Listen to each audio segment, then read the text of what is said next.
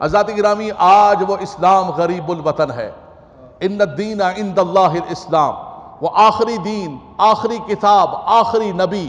آج مسلمان 1.25 ارب سے زیادہ ہے، 100 کروڑ سے زیادہ ہے، لیکن مسلمانوں کا حال یہ ہے کہ عرب سے لے کر عجم کے اندر دیکھیں آپ، ہمارے برابر کے اندر دیکھیں کشمیر میں کتنا ظلم ہو رہا ہے، فلسطین کے اندر کتنا ظلم ہو رہا ہے، شام کے اندر کتنا ظلم ہو رہا ہے، بغداد کے اندر کتنا ظلم ہو رہا ہے، یمن کے اندر مسلمانوں کے ساتھ ہر مقام پر دیکھیں آپ۔ آج ہمارے برابر ملک کے اندر بچیوں کی عزتیں محفوظ نہیں ہیں، ان کے پردے محفوظ نہیں ہیں۔ یہاں اسلام آباد کے اندر لڑکیاں پیسے لے لے کر اور نکل رہی ہیں کہ میرا جسم میری مرضی۔ ارے تمہارا جسم کیا ہے، تمہاری مرضی کیا ہے؟ تم سے بہتر تو وہ ہندوؤں کے اندر گری ہوئی مسکان ہے جس نے وہاں گر کر بھی نعرہ تکبیر کو بلند و بالا کیا، چاروں طرف سے اس کو گھیرا ہوا ہے اور شری رام کے جے رام کے نعرے لگ رہے ہیں، لیکن وہاں پر اس نے وہی کام کیا۔ جب سیدنا عمر فاروق رضی اللہ تعالیٰ عنہ کے خلاف لات و عزہ کا نعرہ لگا، آپ نے فرمایا لات و عزہ نہیں، نعرہ تکبیر بلند کرو، اللہ اکبر کہو۔ آج اس مسکان بچی نے کرناٹک کے اندر اللہ اکبر کی تکبیر کو بلند و بالا کیا۔ لیکن یہ ہم سب کے لیے شرم ہے کہ ہم کن راہوں پر جا رہے ہیں، ہم کن رستوں پر جا رہے ہیں۔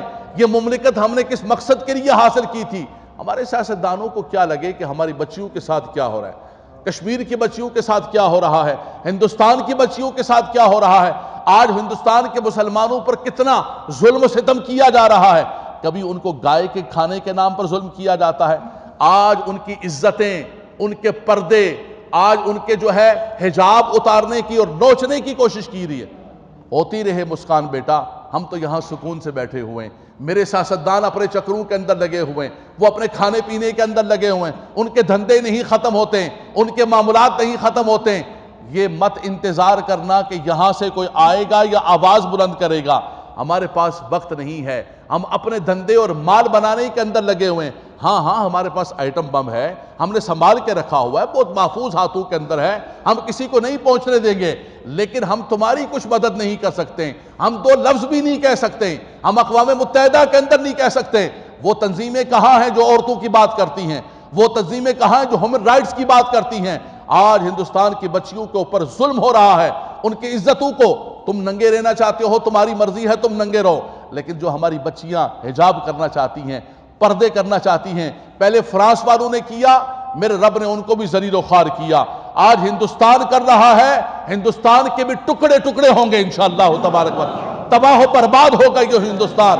یہ آج ظلم کے عروج پر پہنچ چکا ہے، اور جو بھی قوم ہو جو ظلم کے عروج پر پہنچتی ہے، جب ظلم بڑھتا ہے تو پھر مٹ جاتا ہے، جب گب اندھیری رات ہوتی ہے تو پھر صبح امید طلوع ہوتی ہے، اور انشاءاللہ تبارک و تعالی بیٹا تم اکیلی نہیں ہو، اللہ کی مدد تمہارے ساتھ ہے۔ جس رب کو تم نے پکارا ہے، جس کا نام بلند کیا ہے، وہ مالک و مولا تمہاری مدد کرنے کے لیے آئے گا۔ حضرات گرامی، یہ ہم سب کے لیے لمحہ فکریہ ہے۔ مشکل ترین حالات کے اندر ہماری سٹیٹ ہے اس وقت۔ آپ دیکھیں ہمارے فوجی نوجوان بارڈروں کے اوپر کھڑے ہیں، وہاں پر کیا کچھ ہو رہا ہے۔ بلوچستان کے اندر ہمارے فوجی جوانوں پر حملے کیے جا رہے ہیں، ہمارے فوجی جوانوں کو بیرکوں کے اندر جو ہے ان پر حملے کر رہے ہیں۔ ساری کفر کی طاقتیں، ساری کی ساری طاقتیں، کئی ہمارے پڑوسی، وہ سب کے سب پاکستان کو تباہ و برباد کرنا چاہتے ہیں۔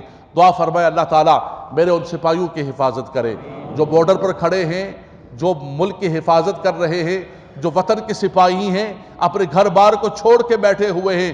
اللہ میرے ان سپاہیوں کی مدد کرے، اللہ ہندوستان کے ان بچیوں کی مدد کرے۔ آج محمد بن قاسم کوئی نہیں ہے اس مسکان کی آواز پر پہنچنے والا، لیکن میری بہن ہم تمہارے لیے دعا کر سکتے ہیں۔